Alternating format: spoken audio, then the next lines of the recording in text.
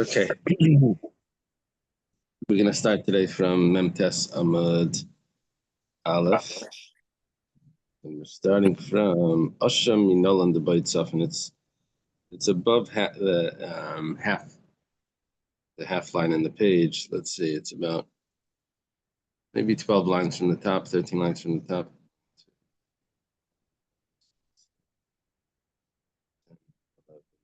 13.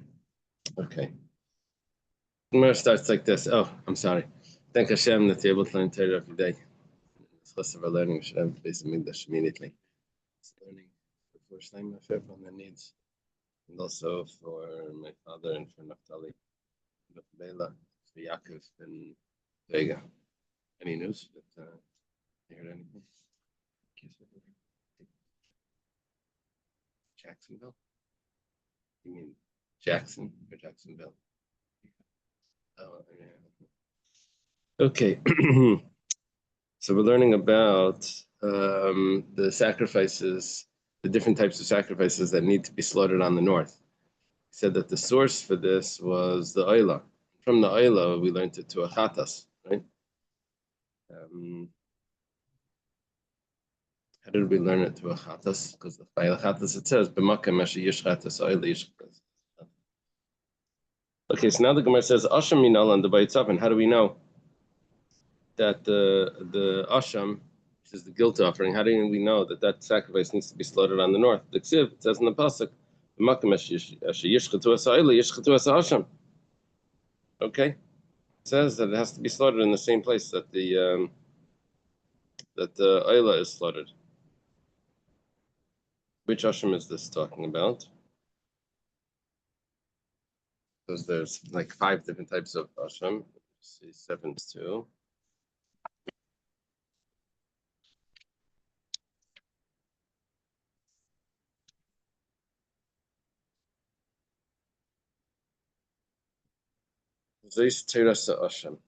This is in general, wherever the next pasuk is Makayim Asher Yishchatu Asa'ila Yishchatu Asa'asham. Okay, this is in Parshas Tzav. Okay, Ashkechan Shchita.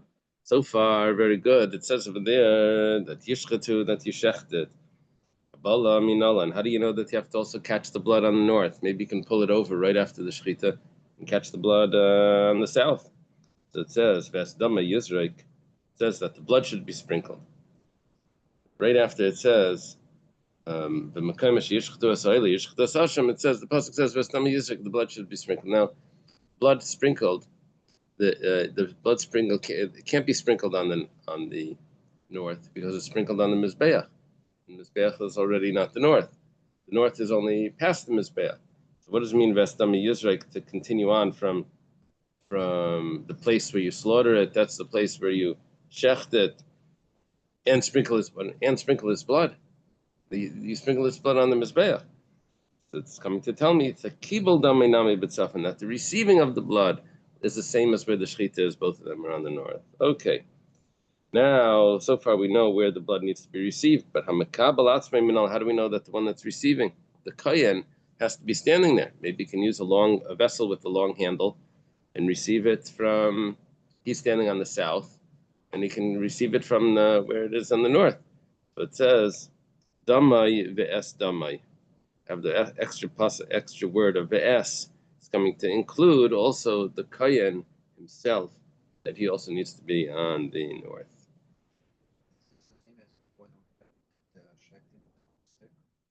Yeah. But did we say that the sheichet needs to be on the north? I don't think so. We learned that the sheichet doesn't need to be on the north, right?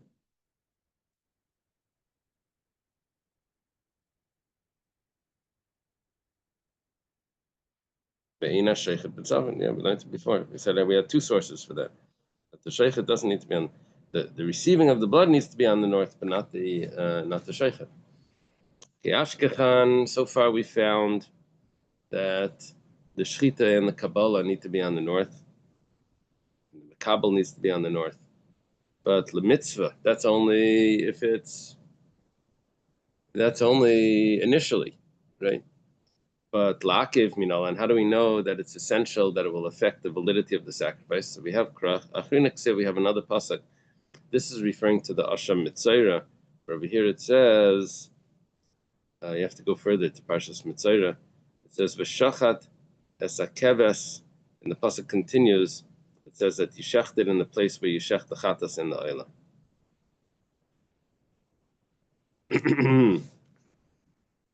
Yeah, we're missing the main part of the pasuk. Lemitzvah means lechatchila? Yeah. Okay. Yeah. That's the way the Gemara terms it here.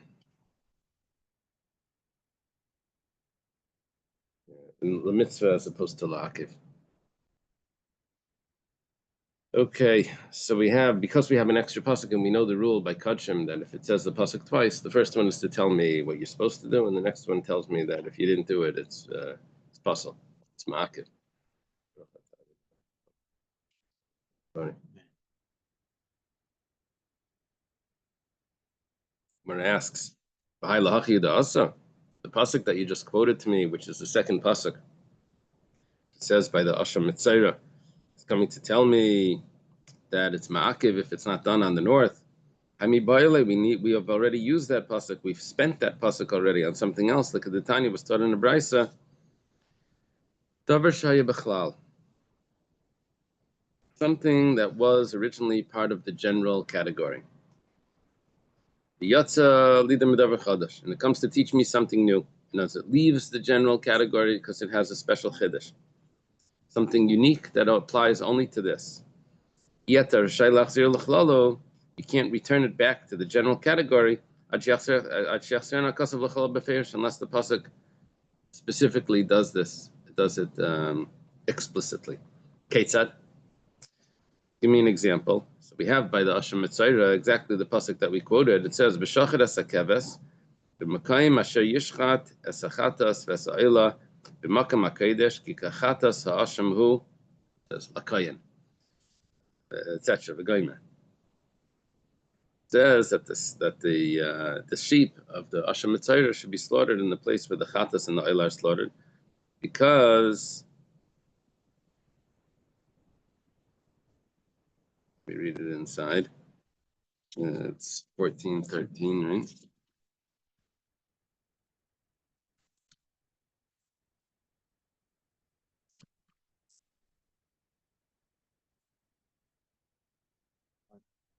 Okay, so it says that you should slaughter the lamb in the place where the sin offering and the burnt offering are slaughtered, in the holy place, which means north of the altar. For this guilt offering is like any sin offering in terms of the service performed by the priest. It is a holy of holies.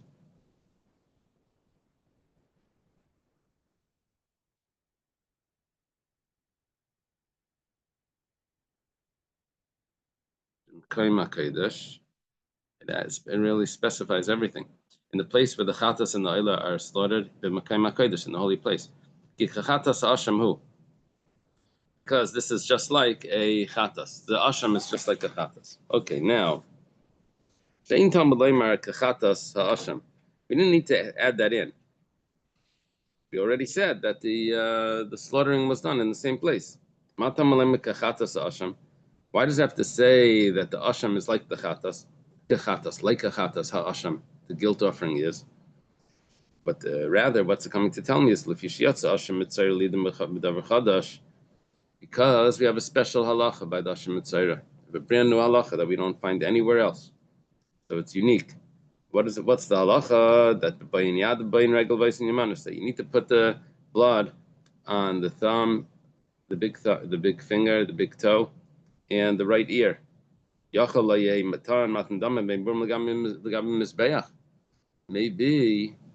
not the same. Once it leaves the general rule of sacrifices, to tell me a new thing that you have to put the blood on the fingers, and maybe you don't have to put the organs on the altar, right? So Talmud Laimar, this means until the pasuk actually takes me back explicitly and tells me that I do. The pasuk says kachatas ashemhu. The pasuk brings it back into the category and says that the asham is just like a chatas, which means ma chatas tuna matan dam beimum legam mizbeach, just like a chatas, you have to put the blood and the limbs on the altar. So too, you have to put the limbs, and by the asham mitzvah, by the one that has taras, the lepers guilt offering, he has to put the blood and the limbs, the organs on the altar. So our question now is a long question, but the question is now is concluded. We asked the question that how could you tell me that the pasuk of that the pasuk of Mishachet Asakeves, you slaughtered the lamb in the same place that you slaughtered the chatas, in the same right? That's coming to teach me that it's ma'akiv. It's the second pasuk that's extra. That's coming to tell me that it's ma'akiv. It's not extra. That pasuk is telling me that they have to put the limbs and the blood on the altar, which I wouldn't have known that you have to do that if you didn't have that pasuk. Gemara says, "Im kain." If the entire pasuk is just telling me about that this is going to be a regular sacrifice, then nichtav bahai b'lei nichtav bahai. Let it just say that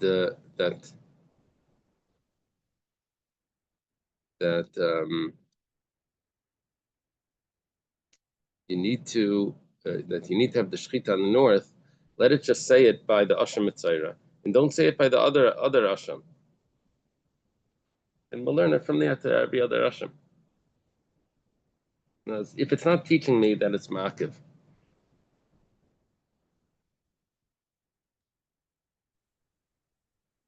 In other words, the other source we had, that when we said Zeis Teres Asham, B'Mkamash Yishchat as Eila, Yishchat as Asham, that other pasuk, that general pasuk, that wasn't specifically talking about the Asham Mitzayra.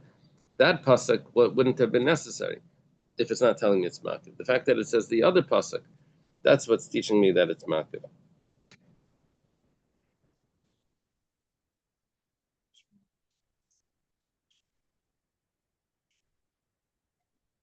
Shmuel's eighth way. Yeah, it's Davar Shai B'Chlav Yatzel Min HaKol Lamed is the eighth. Yeah, that's what we say in the morning, right? Okay. So Hanichi Sviralan Yatzel Lidim Medavar Chadash Iyu Hudlei Gomer Miklali. Gemara says 1 second. If we hold that something that's coming to teach me something new, can't return it unless it's returned explicitly, right? I need the pasuk to bring it back. Now, if I don't have that, then I can't learn. I can't say that it has any teachings that are coming from the general rule. Why? Because this already left the generality, and so I don't have anything left from the generality because you took it out to say that it's blood is applied to the thumbs. That would mean that everything else that's in the general rule, which is putting the blood and the limbs on the altar, that I wouldn't know. Okay. However, but I could learn backwards. I can't learn the Asham Mitzayra from the other Ashamis, but I can learn the other Ashamis from the Asham Mitzayra. So then, if that's the case, so then I would shop it. Then that would be good. Then I would be able to learn. If it would just say, that the asham needs to be slaughtered on the north by the asham mitzayra, which is unique, and it wasn't put back, I'd still be able to learn that all the other ashamis need to be on the north. So why did I have to say it by the other ashamis? That's coming to tell me that it's ma'akiv. In other words, if this was like a one-way valve, that I can only I can't learn the Asham Mitzayra from the other Ashamis because it's been taken out from the generality. But that doesn't mean that you can't learn the other Ashamis back from the Asham Mitzayra. So then very good. Then the fact that it says it by the other Ashamis that it needs to be on the north, that would have been a lima to teach me that it's ma'akiv. I would have had it said twice by the other Ashamis. However, if it's going to be equal, that once the Asham Mitzayra leaves the generality, then I can't learn the Asham Mitzayra from the generality, and I can't learn the generality from the Asham Mitzayra either. So then, then I need the pasuk by the other Hashamas to tell me that it needs to be on the north. And I don't have two psukim there because I can't learn from the Hashem Mitzayra because you've already taken it out from the generality. You can't take it back.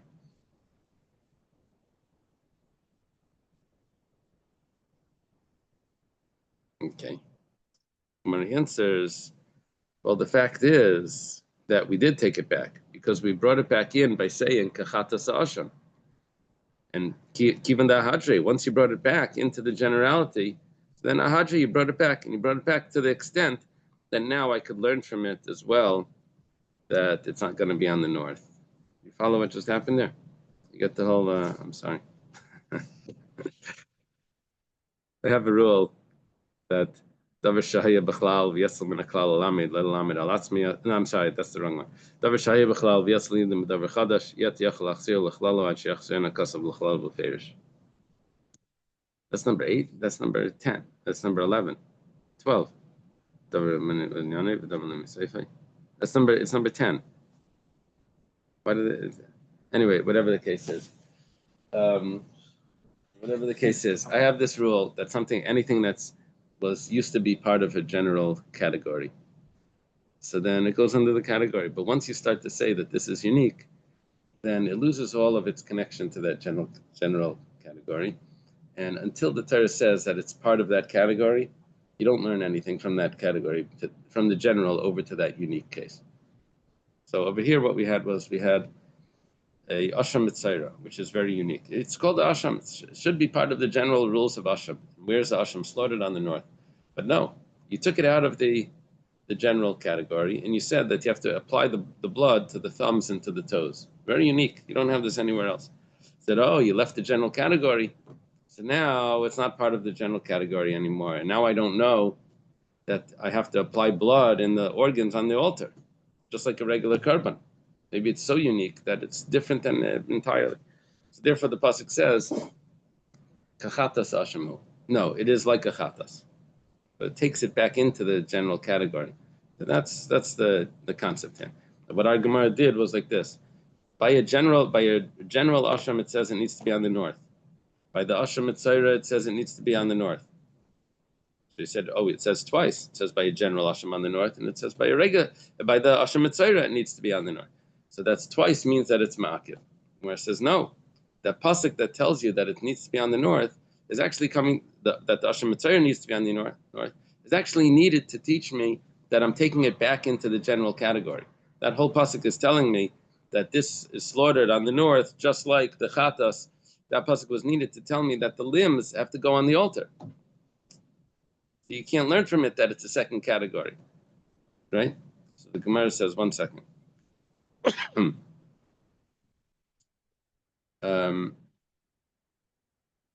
1 second.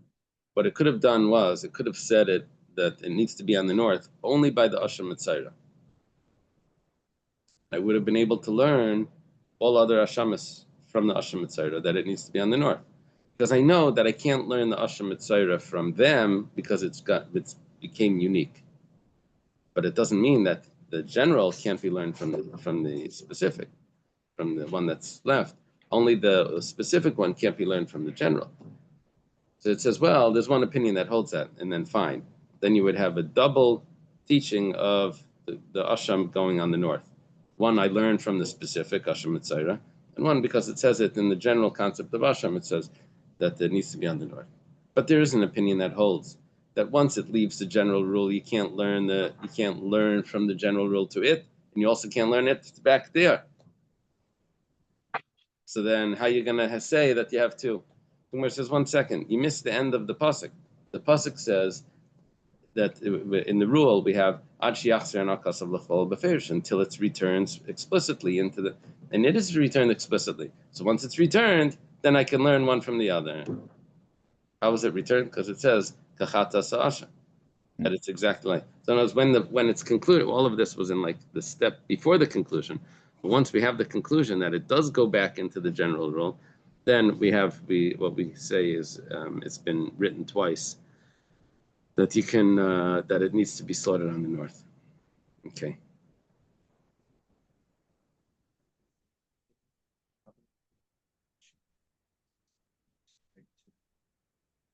Yeah, yeah, yeah. I didn't read it either.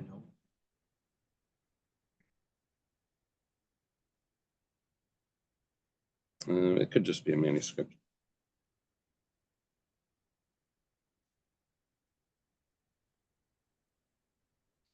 The original manuscript didn't have it. A student wrote it in because it makes sense. Okay. Amar lei Marzucha Breder of Mari Laravina.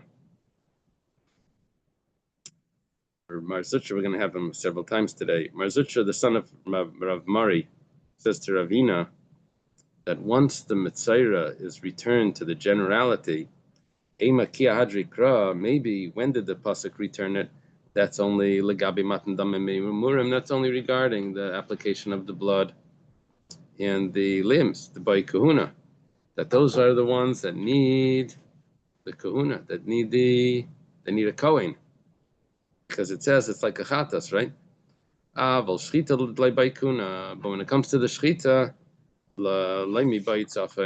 it doesn't require a kohen to do the shchita. Remember we learned that you don't need a kohen for the shchita. Maybe also doesn't need to be on the north. Maybe when the Asher Mitzayra was reinstated back into the general category, maybe that's only regarding things that require a kohen. Maybe the shechita still doesn't need to be on the north.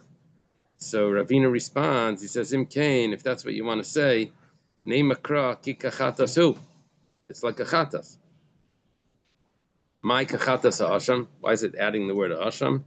Kashar asham esiyah, that it should be like the other ashamas, including that it should be on the north. Okay. So in the pasuk over here by the Asham Mitzayra, said you should slaughter the lamb in the place where the sin offering and the burnt offering are slaughtered. You go back to what we learned before, what was it? In 5 and 7:2, right? 7:2, we said you should in the place they should slaughter the guilt offering in the place where they slaughter the burnt offering. It doesn't have a double. It doesn't say in the place where they burnt the ayla, the burnt offering, and the chatas. It just says the ayla. So we have two sources where the asham is supposed to be burnt. One is in the general rule where it says that it should be. Where it should be slaughtered. It should be slaughtered in the place where the ayla is slaughtered. That's the first reference. The next reference says it should be slaughtered in the place where the chatas and the ayla is slaughtered. So the Gemara is going to ask, why do we need to reference it to both? They're both slaughtered in the same place. It says Lamali lakushi lachatas, lamali lakushi laila. Why does it have to say that it's going to be that it's compared to where the chatas is slaughtered and it's compared to where the ayla is slaughtered? Both on the north. Let it just say like where the chatas is slaughtered. Amaravina. So remember, this was a question. Actually, I'm not sure if it's Maseches Zavachim of Mari asking Ravina, but so Ravina says, I think it is. Yeah, it's been going on this conversation. So Ravina responds, it's Ravina, it's necessary. If it would only compare it to the chatas, and it didn't compare it to the ayla, havamina, I could have thought, chatas meichan lameda, where's the chatas learned from? How do I know that a chatas is on the north? It doesn't say it by the chatas. It just says that the chatas is like the ayla. Chatas meichan lameda, me ayla. I learned it from the ayla. So davar halamed behekesh chayzim lamed behekesh. If it only would have told me that you slaughter it in the place where the chatas is, then I would have understood that I'm able to learn one hekesh. The chatas is compared to the ayla, and now the ashim is compared to the chatas. I would say that by kachim, I can learn one comparison from another comparison, and we know that that's not the rule. So therefore, it doesn't compare it just to the chatas; it compares it to the ayla as well, to tell me that you wouldn't be able to learn it straight from the chatas because something that was learned with a comparison, you can't learn but to another comparison. Gemara asks, "Amalei Marzucha Breder of Marila Ravina, Benakshe Laila, Lenakshe Lachatas." So why do you mention chatas at all? Just go straight to the oila.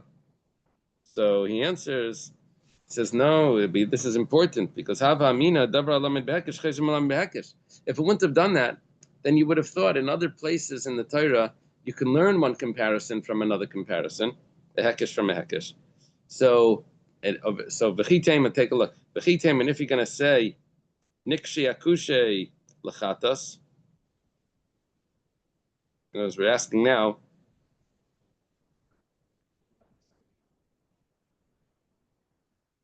What do you mean? Like from a secondary. You use a second, something you already derived. You want to derive from that. It might be too far from the beginning, no? So in the whole Torah we do learn comparison to a comparison. It's just by the kachim that we don't. That's the rule. Now what we're saying now is if we wouldn't do the comparison to the chatas and the oila, then I would have understood that really we do comparisons, right? Because we compared it to an oila. So it never taught me that I can't do the comparison. If I just compare it to the oila, then I wouldn't know if a comparison could be learned from another comparison. So therefore, what it does is first it compares it to a chatas, and then it goes ahead and compares it to the oila. Tell me that the comparison to the chatas wouldn't work, right? So the Gemara says like this: compare it to the oila. Just compare it to the oila. Don't compare it to the chatas. So it says no. If you would have done that, then haba mina davra lamin behekesh chesem lam behekesh. Really, you could learn one from the other. B'chitema nikshe akushe lechatas. If you're going to say that if you can really learn one from the other, so then why do you have to use an oila? Just compare it to the chatas, and then you're learning one from the other. It says nichale demakish leikar v'leinakish leitafel. Well, I'd rather use, not that it doesn't work. You know what's going on? I have an asham mitzayra, that's compared to a chatas and to an oila regarding where it's slaughtered. Oh, that it's on the north. The Gemara says that why does you have to compare it to both? Because if you would only compare it to the chatas, then that would teach you that you can learn a comparison from a comparison, because the chatas is compared to the oila. The oila is the source.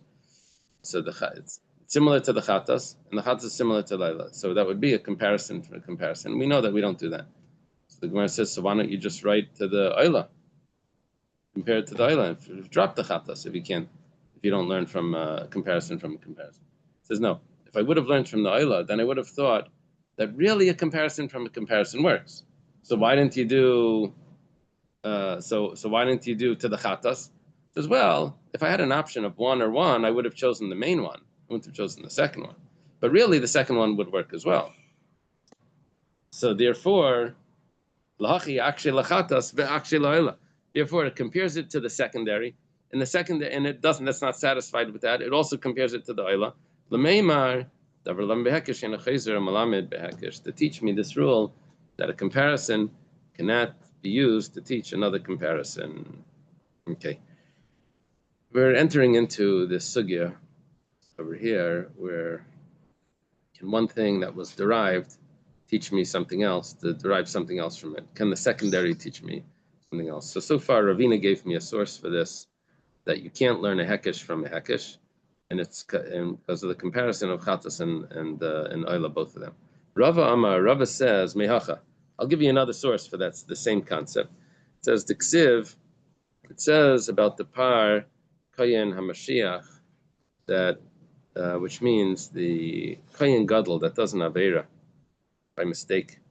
So he has to bring a special offering. It's called a par kayin mashiach. It's a bull, and over there it says that the limbs, the organs, are taken out from this bull. Kasha yura mishar zavach hashlamim. It's removed just like it's removed from a shlamim. It says Lamai Helchasa. Why does it need to tell me that? Which organs did it not say in that section? So let's take a look at the pasuk V'yikadaled Yud.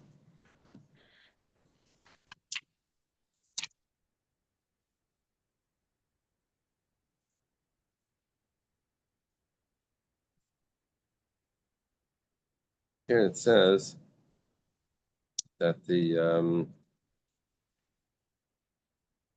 high priest sin offering. He brings he brings his sin offering. He brings a bull to the entrance tent of meeting, etc., and he applies the blood onto the 7 times in front of the pareches. He puts the blood on the corners, and the rest of the blood he pours onto the foundation of the outside mizbeach. All the fats of the par, you should bring the fats that cover the innards, the fats that cover the stomach, the 2 kidneys, the fat that's on it, that's on the flanks. And it goes on, it says, that's the diaphragm. And okay, as it's removed from the shar zavach hashlamim. Second, you just gave me a whole list. You don't have to give me the comparison back to the shar zavach hashlamim, which had the same list. So why is it saying you do the same to this as you do to that if you told me everything by this as well? So the Gemara asks, why do you have to tell me that you remove from this animal the same thing that you remove from the shlamim? If you're coming to tell me they have to take out the diaphragm, which is called the Yeseres HaKavod, what's attached to the liver, and the 2 kidneys.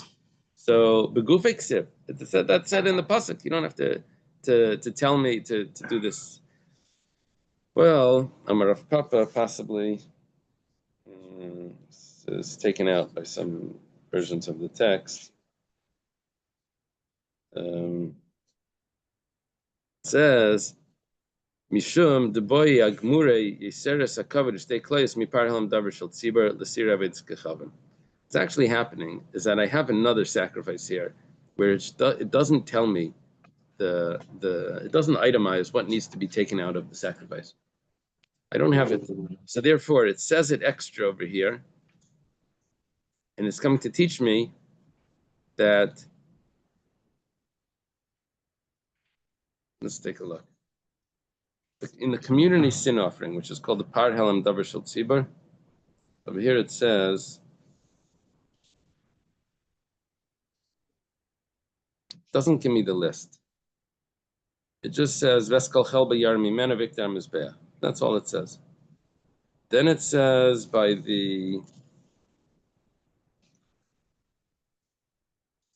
here's the Sha'ir of Avodah Zarah. That's in Tzav, right?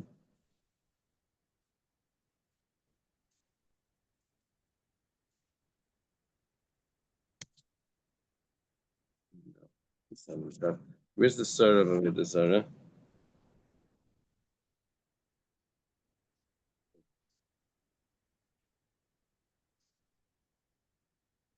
Oh, that is in Shlach. That's in Shlach.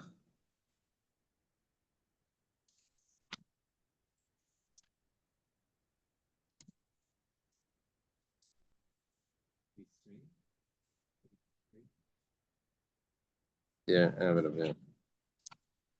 It's in Bamidbar 22, 15:22. But here it says, V'asu kol ha'eda par ben bakar laila, okay, kemishpat series and lachatas, and yeah, it doesn't give me the list. So there's 2 places where I don't have the list of fats that need to be brought on the altar. One is the Par Helam Davar. It just says that you put fats on the altar. And then by the Sa'ir of Avodah Zarah, it also doesn't tell me. So what I want to do is like this. It says, Misham the boy agmur Yeseres HaKavod shtei kloyos mipar halam davar shel tzibur l'sir avedis kechavan. I need to learn from the Par Helam Davar shel tzibur to the Sir avedis kechavan, which it doesn't say by either of them. So, but I know I have a comparison from the goat of Avodah Zarah, if the community sins Avodah Zarah inadvertently, over to if the community sins inadvertently, a different sin. So begufei like siv, it doesn't say by the Par Helam Davar shel tzibur the parts, the organs that need to go on the altar. How do I know? I learned it from the Par Kain Mashiach, because over there it does say it. Now, if that's the case, what I'm going to be left with is I learned I learned from the Par Kain Mashiach to the Par Helam Davar. From the Par Helam Davar, I'm going to learn over to the Sar, to the Siri Avedis Kechavim. That's the case. It's going to be something that's learned by Hekesh. It's going to be learned again in the Hekesh. The comparison. So Lahachi Yitzchak. So therefore, it says Kasha Yuram. The Nehevi command the Kosav Begufei. What we're doing is, even though it doesn't say the pasuk of Kasha Yuram, as you'll take up from the Shlamim, even though it says it by the Par Kayin Mashiach. It doesn't even say it by Par Helam Davar Shel Tzivar, by the community sacrifice. But because it says it extra here, which is not necessary, I have this rule that if it's not necessary here, I can apply it to the next thing. So I apply it over to the Par Kayin Mashiach, which is said in the next paragraph. And it's making it as if it said it explicitly there. So now it's not considered a hekesh, therefore I can derive from the Par Kayin Mashiach over to I can derive from the Par Helam Davar Shel Tzibur, from the community sacrifice over to the community sacrifice of Avodah Zarah. So Rava has a source that something that's learned in it with the hekesh can't teach something else with the hekesh. That's the source for that is from the pasuk Kasha Yuram, that it's coming to tell me about what part of the animal goes on the altar by the goat of Avodah Zarah. Yeah, it's good. Amalei Rav Papa Rava.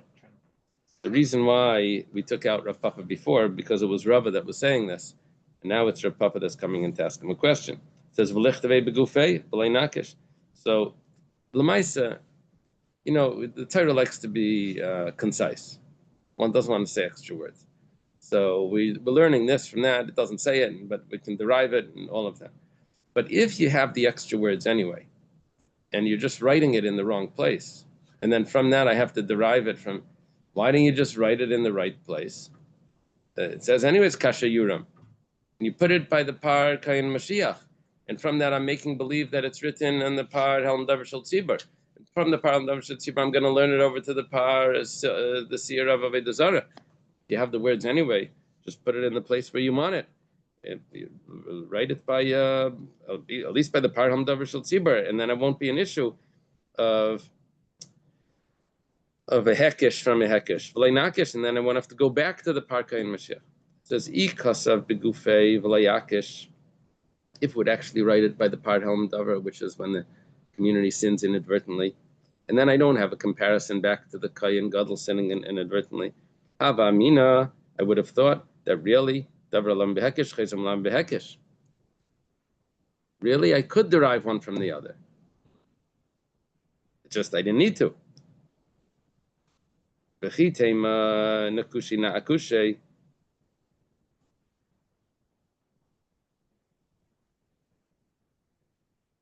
So then why did it have to write it there? Just put it in the, let's do a hekesh without writing it. Well, nichale de kasa begufei midakish le'akushi. Well, it's better to write it clearly than to do a hekesh.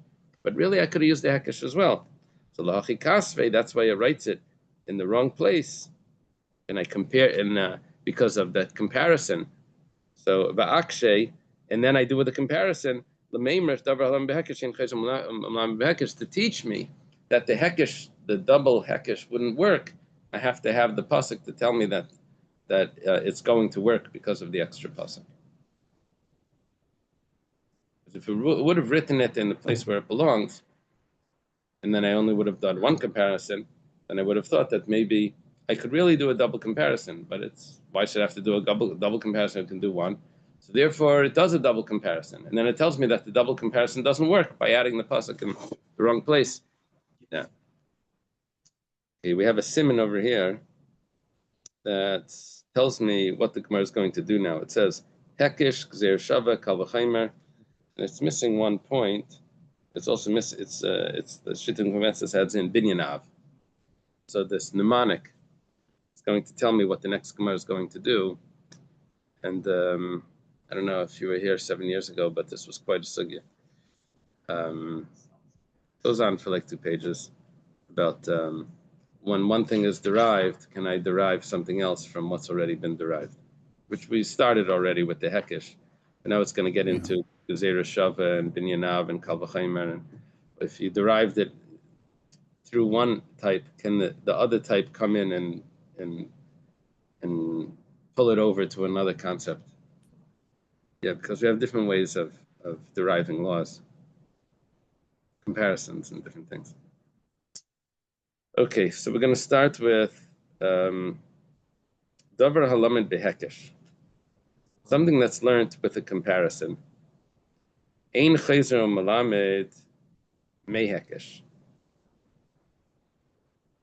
It can't do a comparison to a third concept. Imi de Rava, Imi de Ravina. We have two sources for that. Either we learn from what Rava said, talking about the parts that go on the altar by the goat of Avodah Zarah, and we needed a pasuk to teach me because I wouldn't be able to learn it from a hekesh, right? We need a kasher yuram as it's removed from the shlamim. Or maybe like Ravina taught that the fact that the asham needs to be slaughtered on the north, and the comparison was to a chatas and to an oila, because to compare it to the chatas itself wouldn't work. To compare it to an oila wouldn't teach me the halacha. So I have to tell me that he compared to the chatas and to the oila to tell me that I can't learn a hekesh from a hekesh, because the chatas is a hekesh from the oila. So I have to add in the oila to tell me that. Okay, so I have two sources that a hekesh can't teach another hekesh. What about davar halamed behekesh? Ma'u sheyilamed b'gezer shava. A verbal analogy.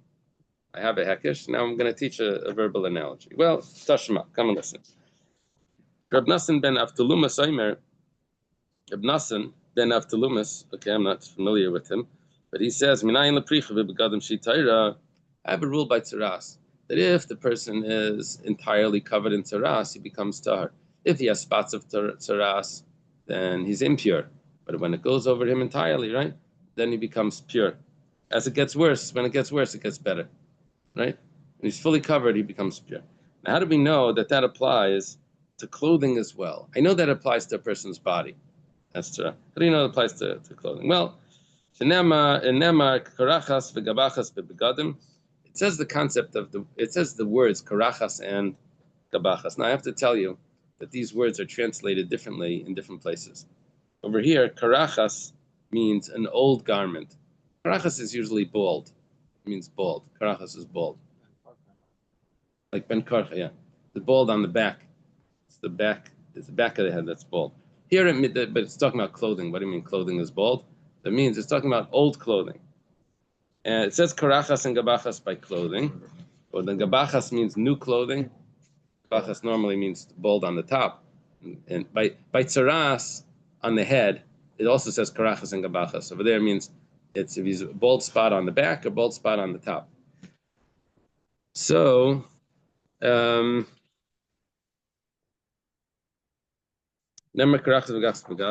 says old clothing and new clothing using the word karachas and gabachas. And it says the same word with different meaning by a person's tzaras on his head.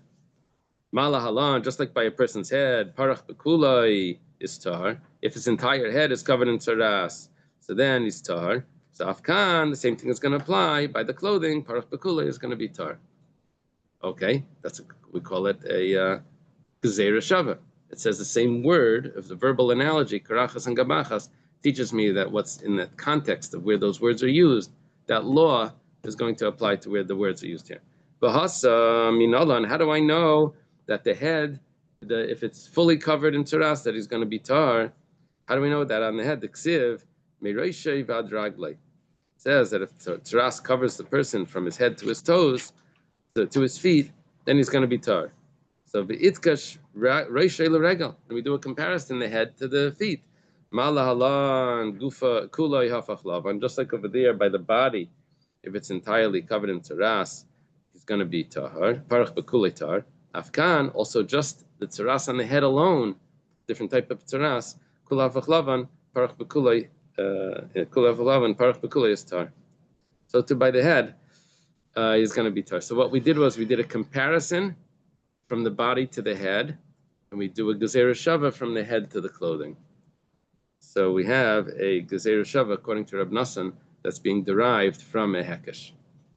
Rabbi Yechanan says, "B'chol ha'Torah kula lamedim lamed milamed." You're not teaching me anything. I can derive something. This is not kachim. This is not a sacrifice. This is a regular person that has tzaras, and we know that you can do this. Chutz min hakachim shein dan lamed milamed. It's only by kachim that you can't derive something that's been derived. Dim kain lo yamer tzafayna b'asham. Because otherwise it wouldn't need to say tafain by the asham. The teisib gzeir shava the kachi mechatas. It could just learn it from mechatas. It says kachi by the chatas, and it says it by the asham, and so I would just learn that the same law is going to apply. Now, would that have been a gzeir shava, or would that have been a hekesh? There would have been a gzeir shava. So, but the fact that it has to say that it's done on the north, lav l'meimra did lav l'am hekesh ein chayzim malamed b'gzeir shava.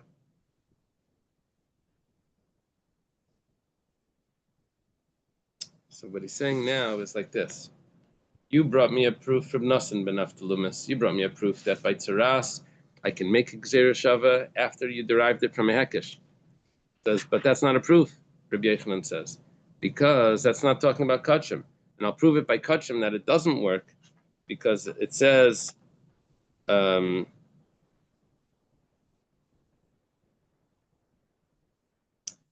do I know that the asham is done on the north? Because I compare it to an ayla. It says you didn't need to do that. You could have done just a gzeir shava. You could have done a gzeir shava from kachim from the chatas. The chatas is compared to the ayla. And it says kachim by the chatas. And it says kachim by the asham. So I would learn the comparison from Oila to Chatas, and then Gzeir Shava from Chatas to the Asham. The fact that it doesn't do that and it has to say it specifically, that the Asham is compared to the Chatas and to the Oila, it's coming to tell me that you can't do the Gzeir Shava because it's Kachim. So this is Rabbi Yechanan's question on Reb Nassim. So the Gemara asks a question on the question. It says Vidilma. Maybe Mishum Dikla Mifrach. Maybe the reason why we didn't do that is because I can't do the comparison from the Chatas, from the Gzeir Shava. I can't do the comparison from the Gzeir Shava, from the Chatas to the Asham, because Shekain Mechaper Sal Chayvik Krisis. Now, usually you don't ask a question on a Gzeir Shava. That's only if the words are extra. But if the words are not extra, then you can ask the question. The Gemara is assuming here that the words kachim are not extra, and so therefore I have a question: how can you learn a gzeir shava from chatas, verbal announcement from chatas to the asham? They're so not similar. The chatas atones for kares, and the asham doesn't. So the Gemara answers kachim yiseriksiv. I have an extra pasuk of kachim, which means that once it's extra, then you can't ask that question. Okay. But we have to stop over here. Next one is a hekesh coming into a kal v'chaimer. Okay. Let's leave it here. Okay, thank you. Have a great day. Thanks. Have a good day. Thank you. Great day. Thank